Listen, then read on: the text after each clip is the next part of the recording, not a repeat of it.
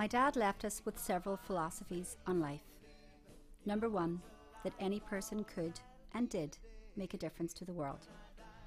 Number two, that every single person deserved respect.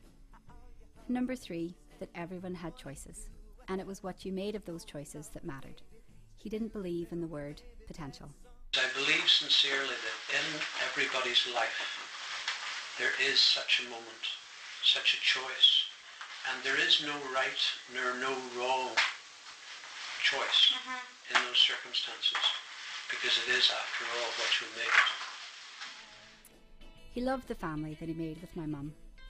I remember him once saying that if he had limitless amounts of money, he would spend it building a massive wall around us to keep the rest of the world out. Paradoxically, it wasn't that he was antisocial. Entirely the opposite was the case. It was just that he adored us, and we were all the company he needed. Norma and Brian were lucky to have a handful of really good friends to enjoy their lives with. Their friendships spanned oceans and lifetimes, and those people became a wonderful, colourful part of our lives growing up. My dad was fabulous company.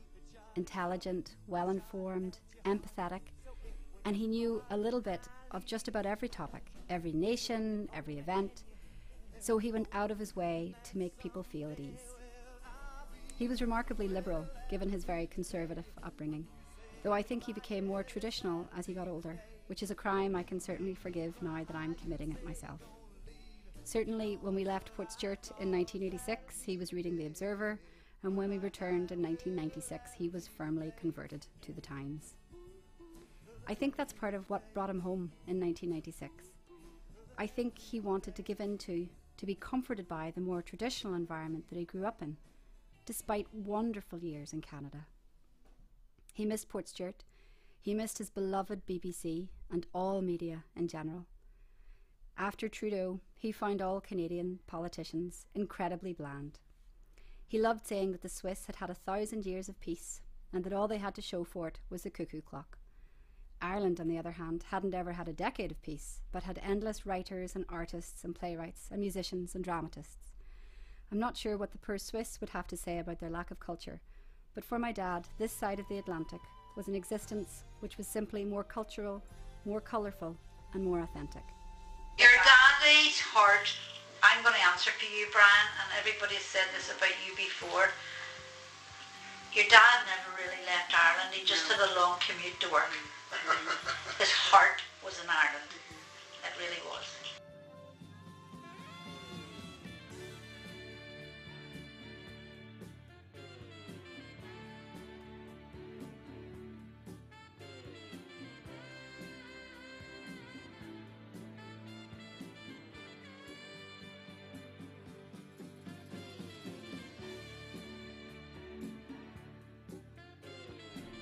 Because he was diagnosed with pancreatic cancer in July and died in December, he had some time to think about how he would like to be laid to rest. This was a rather macabre gift, I realise, but it was a gift we were all grateful for. We had a beautiful and deeply spiritual remembrance service for him in the Beach Hill, and a few days later he was cremated. We then gathered in Portstewart, said our final farewells, and scattered his ashes on the wee beach and into the sea. Because of my own demise, obviously I had an opportunity of thinking about many things. One of the things that I've thought of is, do you know, I don't have one single regret about one thing that I've done in my life. Right. My regrets, and as Edith P.F. said, I have a few, are all the things that I didn't do. Not one of the things that I did do. Do you regret? Do I regret? A year later, a bench was erected in his memory, with views of the Portstewart Strand and the wee beach, his absolutely favourite place in the world. For us, it means we can go and see him, and imagine him happily immortalised, gone but never forgotten. His bench is a statement with which to remember his life, a life lived joyfully, deliberately, purposefully, and shared with the family he adored. Oh, I have slipped the surly bonds of earth, and danced the sky on laughter silvered wings.